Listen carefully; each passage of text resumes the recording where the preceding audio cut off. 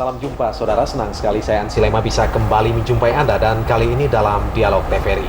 Dan pagi hari ini kita akan berbincang mengenai suatu masalah yang akhir-akhir ini menyedot atensi publik dan juga mencemaskan kita, yaitu terkait dengan upaya penanggulangan banjir dengan gagasan membangun terowongan bawah tanah. Pemirsa, sebagaimana kita ketahui bahwa pertengahan Januari 2013 lalu, Jakarta sebagai ibu kota negara terendam banjir. Akibat terendam banjir menimbulkan dampak yang bersifat multidimensional, dan ini juga merugikan tidak saja masyarakat tetapi juga terkait dengan upaya pembangunan dalam konteks yang lebih luas. Namun apa persisnya akar persoalan sehingga kemudian banjir yang konon kabarnya datang setiap 5 tahun ini, kemarin pada pertengahan 2013 ini membuat masyarakat Jakarta kewalahan, dan kira-kira apa saja upaya yang telah dilakukan untuk mengantisipasi dan juga mencegah banjir ini. Dan jika telah dilakukan, mengapa banjir pada pertengahan Januari 2013 itu masih terus melanda Jakarta? Dan pemirsa, untuk membincangkan masalah ini, pagi hari ini bersama saya sudah hadir 3 orang narasumber. Saya yakin ketiganya memiliki kompetensi dan juga ekspertis untuk menjelaskan duduk persoalan ini. Dan langsung saja saya perkenalkan 3 narasumber saya pada pagi hari ini. Yang pertama, persis di samping kiri saya, beliau adalah Insinyur Siswoko Sastro-Diharjo, Diploma HE.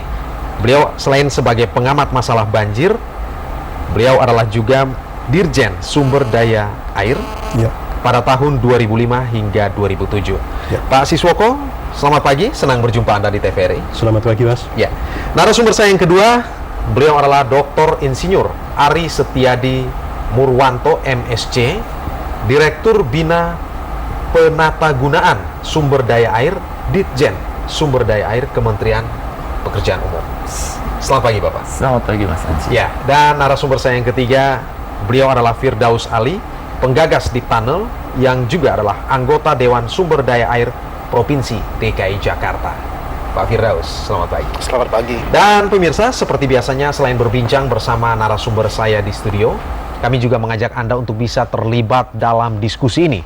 Anda bisa menghubungi kami melalui 2 pesawat telepon yang tertera di layar kaca Anda, 021-573-2269 atau di 021-573-7969. Silakan sampaikan pertanyaan, pernyataan, opini, ataupun juga perspektif Anda terkait dengan tema perbincangan kita, banjir dan solusi pencegahannya. Dan segera kita memulai diskusi kita pagi hari ini.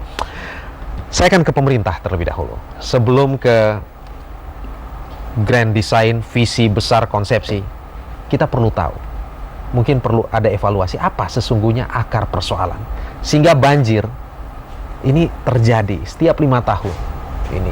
Terakhir itu mencemaskan sekali kita. Apa akar persoalan? Baik, terima kasih Mas Ansi. Jadi kita lihat dari hulu hingga di hilir ya, Mas ya. Kalau kita lihat, kami dari Kementerian Pekerjaan Umum sudah mengevaluasi dengan curah hujan yang sama tahun 96 ya. Kita amati lagi tahun 2006 di Bendung Katulampa, ini karena kita bisa mengukur secara cermat di sana ya, debitnya menaik jadi 2 kali lipat, Mas ya. Karena kenapa saya mulai dari sini, karena pendekatan pemecahan banjir kan ada pendekatan struktural, ada non struktural gitu kan ya. Kita merancang pengendalian banjir untuk Mas Ulang bilang tadi kala ulang tertentu gitu kan ya. Nampaknya debit banjirnya meningkat dengan cepat sekali dalam 10 tahun, dia naik 2 kali. Itu yang pertama. Apa itu tidak bisa diantisipasi, Pak? Justru itu kita antisipasi gitu kan ya. Tapi ini satu kenyataan lapangan yang tidak baik gitu kan ya, karena semuanya ada desainnya gitu kan ya. Sistem kita mampu untuk seperti apa? Itu yang pertama, Mas. Yang kedua, khusus untuk DKI, kita menghadapi problem yang begitu serius, yaitu penurunan muka tanah, Mas ya. Saya takut semua orang tahu bahwa muka air laut naik ya, di mana ordenya dalam worst scenario ya, itu adalah 70 cm per 100 tahun atau 0,7 cm per tahun, Mas ya. Itu kenaikan muka air laut dan semuanya aware. Tapi kayaknya sedikit sekali yang sadar bahwa tanah di DKI itu rata-rata turun 10 cm per tahun. Dalam artian apa? Kita sudah pantai utara DKI ini di bawah permukaan laut. Artinya kita harus memompa terus. satu, pompa kita kan dirancang untuk memompa dengan ketinggian tertentu. Kalau tanahnya turun, muka airnya laut, dia tidak mampu. Itu kejadian mulai sekarang diamati di Waduk Pluit. Baik. Oke, yang berikutnya mengenai sampah, Mas. Mungkin kita menganggap ringan, oh hanya sampah gitu kan. Kenapa dampaknya begitu besar? Sampah kita itu tidak ada di dalam teori, Mas. Di dalam teori pengendalian banjir dengan sampah yang begitu banyak. Kenapa saya kemukakan di sini adalah ini yang menyebabkan kenapa banjir Kanal Barat kemarin bisa runtuh. Jadi di situ 3 meter dari tepi tanggul tersebut ada tiang jembatan, Mas. Di sana begitu banyaknya sampah menyumbat di situ. Kemudian aliran berikutnya ini sudah tidak terkendali kayak bola liar, sehingga menyebabkan runtuhnya sistem utama dari Pak Siswoko, setidaknya itu beberapa hal yang menurut pandangan pemerintah itu menjadi akar masalahnya. Kalau perspektif Bapak sendiri gitu, kira-kira apa sepakat dengan akar persoalan yang disebutkan tadi? Terima kasih, Mas. Jadi pertama kali saya secara pribadi ikut merasakan prihatin dan sedih melihat bencana yang di Jakarta kemarin ini yang sangat dahsyat ya. Jadi saya ingin nambahkan mungkin juga secara mendasar sekali. Saya ingin bicara banjir itu apa sih? Mulai dari situ. Banjir itu adalah kondisi di mana aliran di sungai meluap. Itulah banjir. Ya.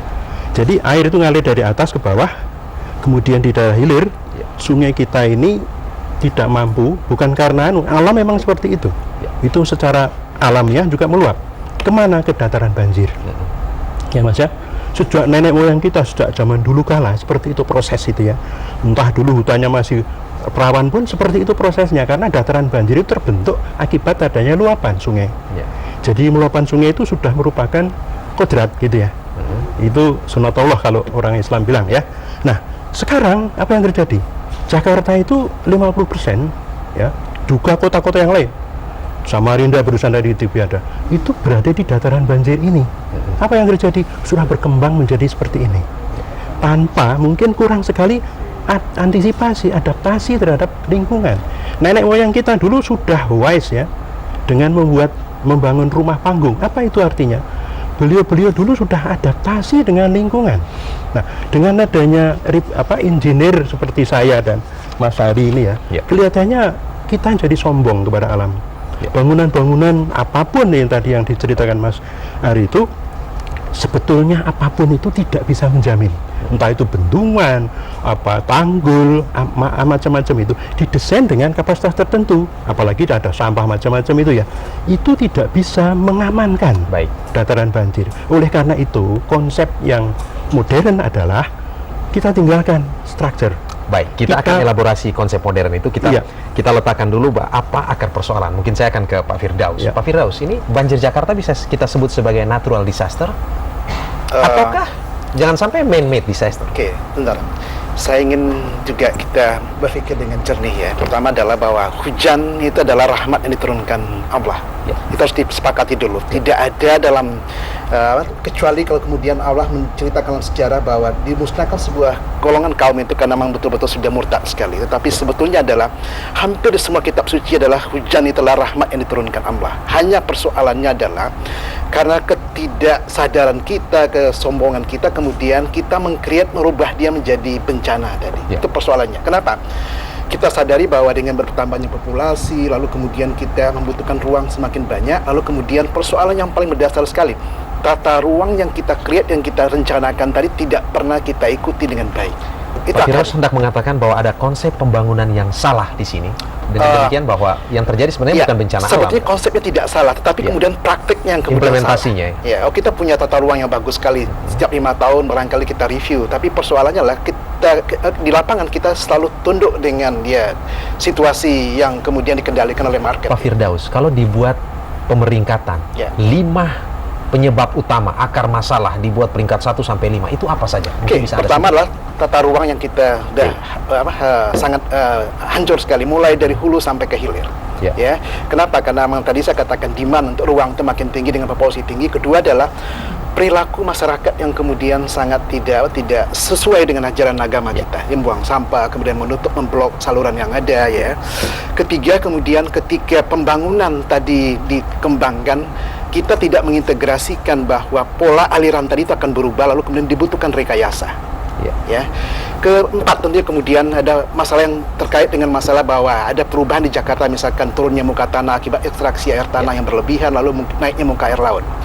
Yang kelima yang saya ingin garis bawah ini, yang paling berat sekali adalah kita punya banyak rencana, kita punya banyak regulasi, kita punya banyak aturan, tapi tidak pernah kita enforce yang namanya regulasi ini. Ini yang membedakan kita dengan kota-kota lain. Ya,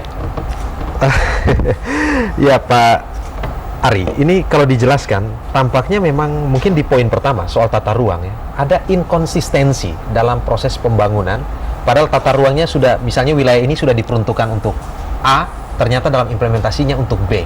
Hal yang sederhana yang publik bisa lihat, Jakarta ini hari ini bukan menjadi hutan belantaranya yang hijau, tetapi menjadi hutan beton begitu, sehingga kemudian daerah atau lahan resapan air itu kan menjadi berkurang begitu. Kalau tiada tanah begitu, kemana air ini akan pergi begitu? Baik Mas, sangat menarik ya. Kalau kita bicara tata ruang, kita akan coba melihat yang Indonesia secara keseluruhan dulu, karena ini menarik sekali, karena saya ingin menekankan tadi yang disampaikan oleh Pak Firdaus Ali mengenai konsistensi, kemudian juga keberanian. Begini Mas, Indonesia ini kan sangat luas ya Mas ya. Tapi ironisnya adalah Jawa ini luasnya hanya 7% dari luas Indonesia. Ketersediaan airnya hanya 4% dari potensi air Indonesia, tapi penduduk yang tinggal di Jawa adalah lebih kurang 60% dari penduduk populasi Indonesia. Apa artinya? Artinya kan crowded sekali, artinya kita harus disiplin dan tegas. Kemudian kalau kita lari sedikit lebih detail mengenai DKI, ini kan gulanya banyak di sana, itu kan ya. Berarti kita harus tegas sekali, karena begitu kita sedikit tidak tegas, maka dampak yang kita bicarakan itu akan terjadi di sana ya Mas ya. Jadi kita mulai dari situ, jadi sedikit saja kita salah ya, dari sampah yang kecil menjadi besar kayak gitu. Semua orang kan ketawa, masa sih DKI ini bisa tenggelam hanya karena katakanlah hanya kita tidak bisa mengelola sampah.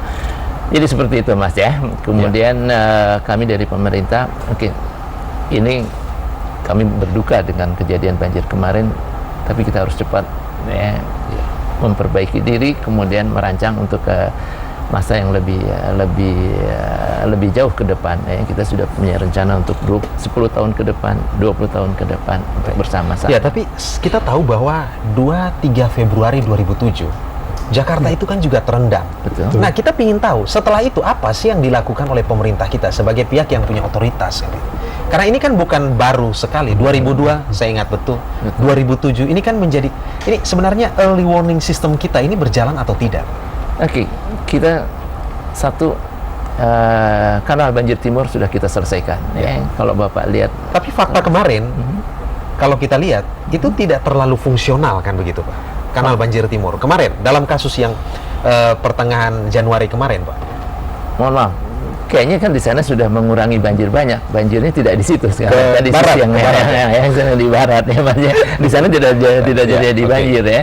Sehingga kita bisa lihat, oh kita punya potensi yang di sana. Sehingga timbullah ide bagaimana kita bisa mengkonveksi ya dari sistem di barat ke sistem yang di timur gitu kan ya. Yang kedua, kita ada beberapa pekerjaan yang belum selesai. Maksudnya kita ada Pesanggerahan, Angke, Sunter akan kita normalisasi. Tapi kita terbentur masalah sosial, masalah pemindahan penduduk yang tinggal di tepi sungai tersebut. Jadi masalahnya implementasinya di sana ya Mas ya, sehingga timbullah suatu gagasan di sana Pak Firdaus Ali katakanlah dengan yang topik kita mengenai deep tunnel itu kan ya, baru di situ breakthrough untuk masalah sosial tersebut. Tapi nantinya kita sedang bekerja dalam satu tim melihat dalam sistem yang menyeluruh mengenai pengendalian banjir DKI. Pak Siswoko, catatan Anda terutama terkait dengan tadi tata ruang begitu ya. Baik, gini Mas. Jadi kalau saya masih kurang benar ya tata ruang selama ini. Kita selalu menyalahkan daerah hulu. Tadi yang saya fokuskan adalah yang sebenarnya masalah banjir itu terjadi di mana sih? Di daerah hilir Mas. hilir Ya. di daerah dataran banjir. Jadi tata ruang teman-teman planner itu selama ini ya memperlakukan dataran banjir itu tidak sama semua gitu loh. Daerah rendah, tinggi semua. Daerah-daerah yang mestinya itu rumah kodok dijadikan hotel berbintang. Ya. Ini yang menurut saya nggak benar. Oleh karena itu di dalam buku saya ini, maaf ini, Ya. saya tulis di sini pentingnya floodplain management. Itu tata ruang di daerah dataran banjir yang adaptif terhadap kemungkinan terjadinya luapan banjir. Karena apa? Yang dikerjakan oleh Kementerian PU itu bukan segalanya. Apapun bangunan-bangunan termasuk yang disusun Pak Firdaus tidak bisa Tapi membuat bukan juga tidak berarti banjir. tanpa Oh arti, iya, kan begitu, betul. Pak? Oleh karena itu saya tadi kepotong ya. Ke depan kita harus memakai paradigma baru, integrated flood management. Jadi bukan flood control, bukan banjir itu harus tidak boleh terjadi. Ini alam kok, yang dominan kan hujan. Kalau nggak hujan dari langit kan nggak ada. Ya. Nah, Artinya oleh kan- karena itu ke depan itu harus integrated, kombinasi antara upaya struktur dan non struktur. Karena struktur itu bukan segalanya gitu loh. Jadi ini yang perlu saya koreksi kepada pemahaman masyarakat. Jangan karena sudah SBY ngomong, kemudian Menteri ngomong ini bahwa itu nanti bakal Jakarta bebas banjir. Itu maaf ya, itu keliru Baik. ya. Ya, ini salah satu juga katakanlah konsep yang diusulkan dan kita dengar itu yang kerap disampaikan oleh Pak Firdaus Ali soal Diptaner. Ya. Jadi selain bisa mengatasi banjir, tetapi dia juga punya fungsi lain gitu kan, terkait dengan transportasi gitu. Nah, kita ingin dengar cerita nih dari sang ahli ya, kira-kira ini apa sih urgensinya dalam upaya untuk mengurangi ataupun mengantisipasi banjir ini? Saya ingin barangkali adalah, saya setuju dengan Pak Siswoko tadi bahwa kita tidak bisa menyelesaikan hanya segmentasi kemudian terpotong-potong. Ini harus bagian terpadu, tidak hanya masalah tidak terpadu teknologi, tapi juga terpadu kebijakan, koordinasi dan sebagainya, mulai dari hulu sampai ke hilir, dan itu kesepakatan yang saya yakin tidak bisa dibantahkan lagi. Oke. Kemudian kita lihat ke ibu kota sekarang ya. Persoalannya dari ibu kota ini sangat kompleks sekali ya. Populasinya ya realnya itu di atas 12,5 juta jiwa. Kalau saya boleh mengatakan dengan jujur, kalau Jakarta ini untuk layak huni tidak akan lebih dari 6,8 juta jiwa dengan luas 662 km persegi tadi.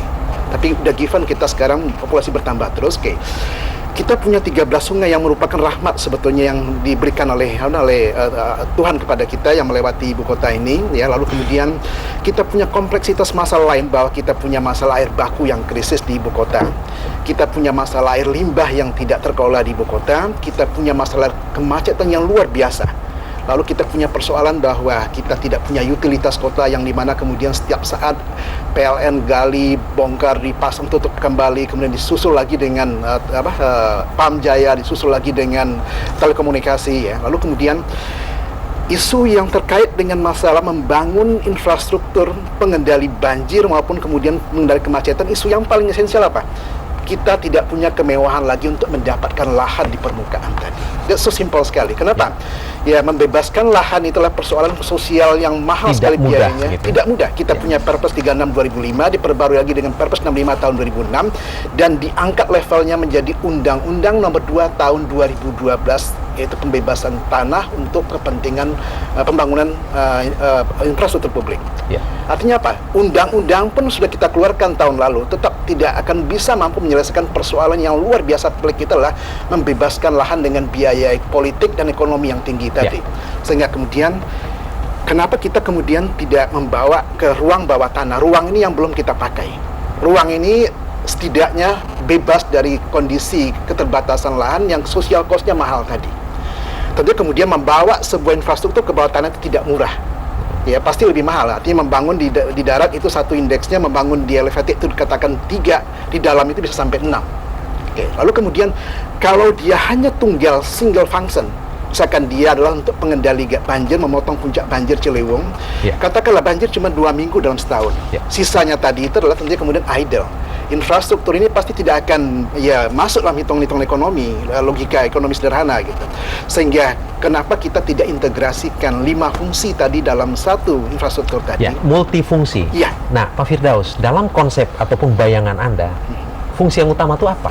Karena ada beberapa fungsi kan di situ. Tetap yang main fokus kita adalah memotong debit yang ada di Ciliwung yang kita bawa ke dalam tunnel tadi. Katakanlah kita akan membawa 250 meter kubik yang ada di Ciliwung, kita bawa ke dalam terowongan tadi. Logika gini, kita membangun sebuah kanal baru dengan kapasitas 250 meter kubik tanpa harus membebaskan lahan.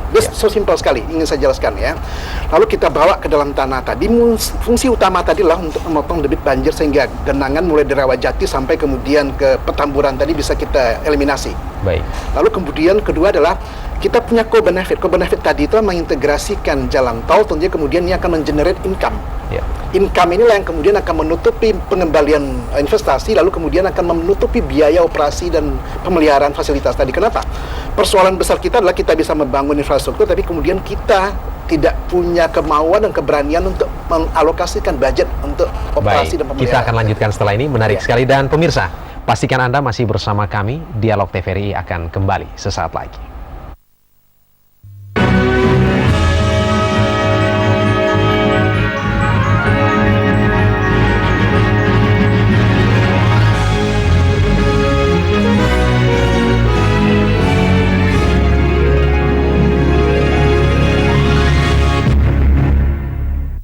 Siapa kerjaan begini enak? Nggak enak.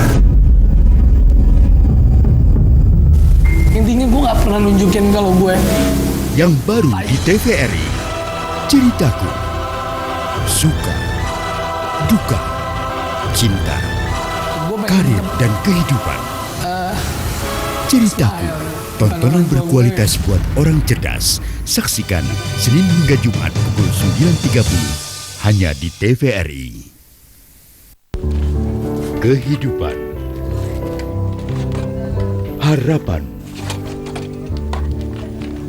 kerja keras, Sedih karena lihat bapak jualan suka kehujanan. Rasanya itu menangis sendiri, loh itu meleleh-leleh sendiri gitu. Merasain nasib. Aku bangga padamu. Senin hingga Jumat pukul 11 hanya di TVRI. Hai diariku, sekarang ini ya